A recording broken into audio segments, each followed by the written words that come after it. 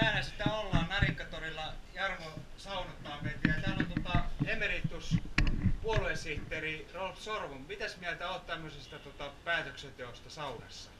No ennenkin on Suomessa päätöksiä tehty ja tunnenpa monia sellaisia, jotka jo Kekkosen aikana kävi Kekkosen saunassa ja sellaisia on kavereita ollut sitten meidän puolueen valtuutettuina, esimerkiksi Vihannissa.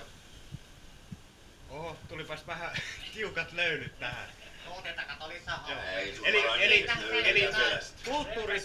kulttuuri ihan hyvä asia sinänsä, eli tätä pitäisi vähän virittää enemmän, että saataisiin päätöksentekoon semmoista jouheutta. Joo, ja tässä vuosikymmenten kuluessa niin puoluekokouksissa on käynyt 2 bussia, puolueväen bussia, jotka on niin kuin takaosaan tehty saunat ja molemmat olen tullut vuosikymmenten kuluessa kokeilleeksi, että nyt kun sauna tuotiin niin keskelle Helsinkiä, että ei tästä ole kuin 50 metriä kohtaan, jossa niin kuin koko Helsingin keskustan kaupunkisuunnittelu on ratkaistu.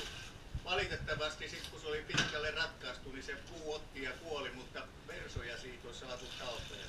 No. Mutta voitko suositella tätä sauna-ideaa niin kuin seuraavissa vaaleissa?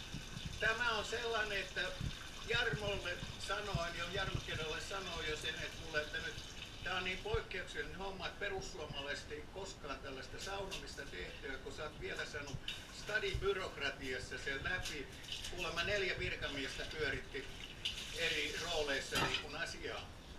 Kyllä. Asiaa ees taas ja tämä niin kuin onnistui, niin nyt pitää puolueväelle kokonaisuudessaan ympäri Suomen kertoa, että millä kikoilla tämä niin kuin onnistuu. No niin, nyt alkaa lauteet täyttymään, niin kiitoksia Rolf.